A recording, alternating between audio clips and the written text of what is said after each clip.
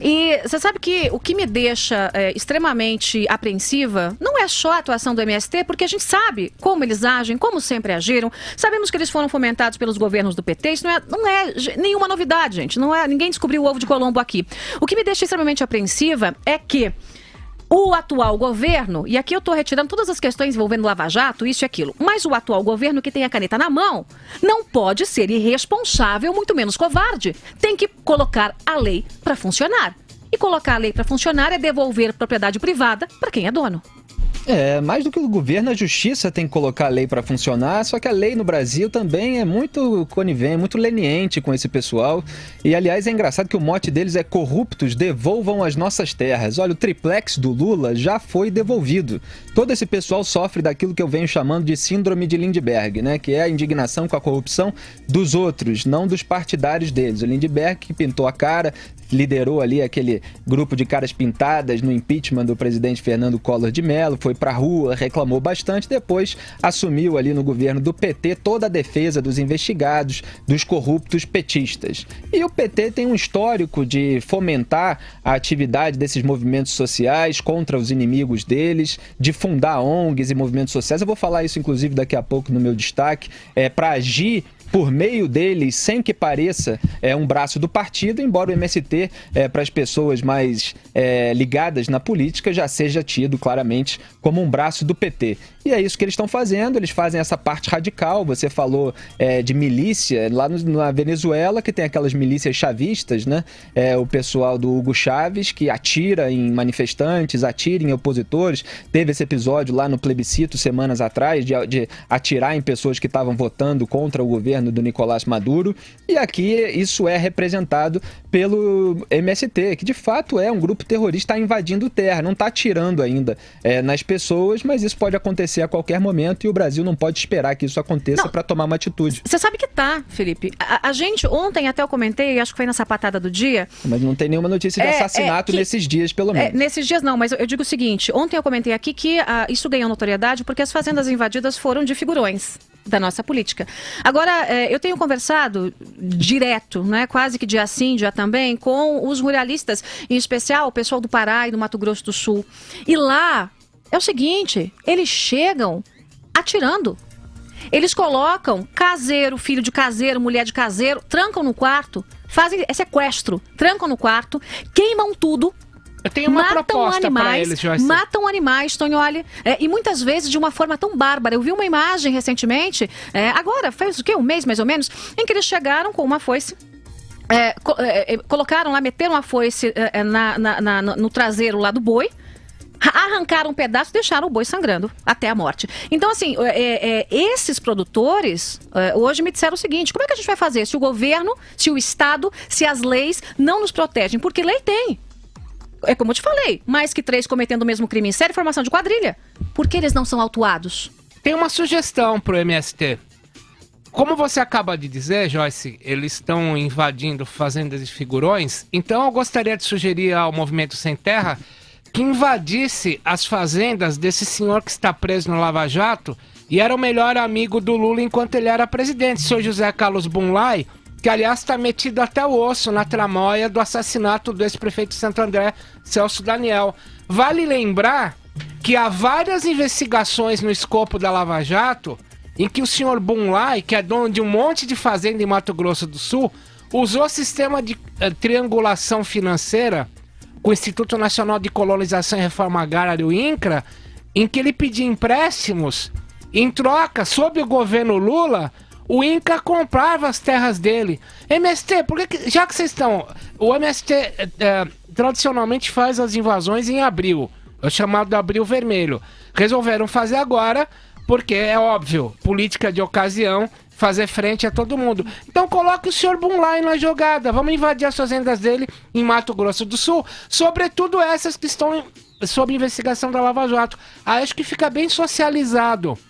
Cacetete democrático, Cacetete porrada pra democrático. todo mundo. Então, olha, quando teve a discussão sobre lei antiterrorismo lá no Congresso Nacional, todos os petistas e aliados dos petistas tentaram de tudo para amenizar as leis, que é para que não pegasse os movimentos sociais, entre aspas, obviamente, como eles chamam, porque eles sabem que esse pessoal aí desses movimentos vai para briga, para violência, invade, faz um monte de baderna, e eles não queriam que perdesse esse mecanismo de luta política, segundo eles. Então, eles tiraram tudo ali que pudesse comprometer esses movimentos da lei para amenizar a punição, quer dizer, para não ter a punição dos envolvidos diretamente. E é engraçado que esse pessoal todo defende também o desarmamento. Aí também você tem lá um monte de fazendeiros inocentes, gente boa, né, que fica lá sendo recebido por esse grupo de terroristas nas fazendas que chegam com foices, com enxadas para matar todo mundo. E o pessoal não tem como se defender. E se defender pode crime. até piorar, Já é imaginou? crime, e aí o PT vai fazer um monte de demagogia em cima disso.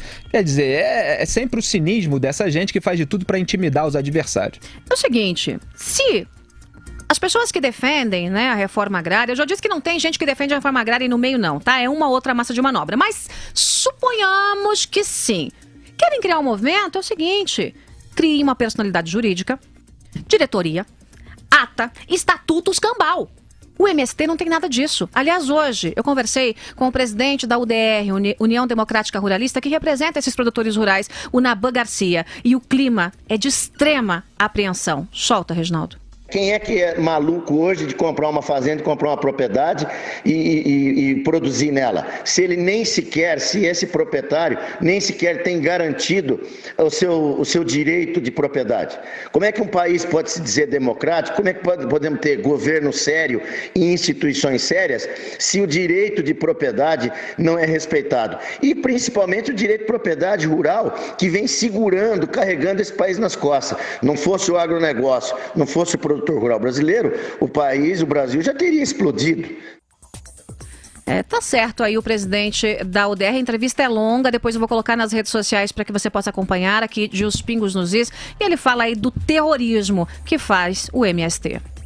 Olha, riscos perigosíssimos, tá? Inclusive de desestabilização e de soberania, porque existem aí outras facções que a gente tem notícias e sabe que estão ligados à via campesina, por exemplo, no Paraguai, o exército do povo paraguaio, que seria uma espécie de Farc, uma organização criminosa também, na Bolívia também, enfim, infelizmente, o MST representa um perigo muito grave, porque as autoridades estão lenientes, tá? Alguns setores, algumas instituições estão se fingindo de morta.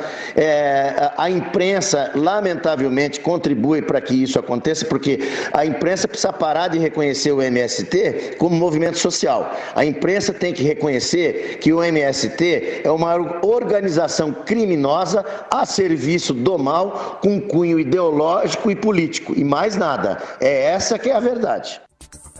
Tá aí, minha gente, a tragédia da insegurança pública. Nunca é demais a gente lembrar, né? Porque eles querem vender a seguinte bandeira: nós estamos invadindo fazenda de gente que está investigada. Agora, amanhã pode ser você, porque eles invadem fazendas de gente séria, trabalhadora, todo o santo agora dia. Um recadinho pro João Pedro Stedley, do MST. Tem amigo meu que mora perto de você no Sumaré e vê Nossa, você né? chegar Nossa, né? nas horas mortas da noite com carro preto com 4 seguranças. Acho que não tá no nível... Carrão blindado. carrão blindado. Né? Não tá no nível do pessoal que você comanda. Muito engraçado, E depois, né? É uma simetria de classes isso. E depois, então, olha, as sedes do PT são atacadas naqueles ataques que os autores nunca aparecem, nunca são descobertos. Quando o PT fica mais encurralado, aparece um ataque a alguma sede do PT. E aí eles fazem um escândalo tremendo, como se eles não incentivassem esse pessoal. E ele falou muito bem aí, tem de chamar pelo nome, é grupo terrorista, é invasão, não é ocupação. ocupação, e eles querem que os fazendeiros estejam desarmados para que eles possam chegar lá com essa autoridade que, de fato, os meios de informação e cultura dão para os supostos sem-teto, para que eles possam fazer o diabo lá com suas foices, com suas enxadas, matar o gado. É uma barbárie, um instrumento político usado contra adversários do PT e que, infelizmente, lamentavelmente, foi sustentado durante os governos do PT com dinheiro público.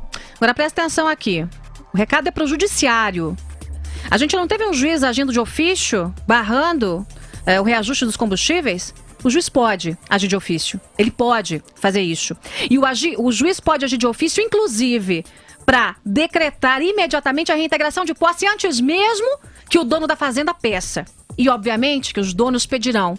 E que a justiça seja rápida e não leniente. E que os governos coloquem as determinações de reintegração de posse para andar. E eu vou dar um exemplo aqui. Roberto Requião de Melo e Silva, senador da República pelo PMDB, foi governador do meu Paraná, tinha lá um secretário de segurança que era cupincha dele, chamado Luiz Fernando de Lázari, foi promotor traidor, largou o Ministério Público para ser secretário de segurança. A justiça, quando houve uma série de invasões no estado, mandou que houvesse reintegração de posse. O governo se negou. O secretário de segurança não colocava a polícia militar para cumprir. O juiz falou: ah, é? Bonitão, então você vai em cana.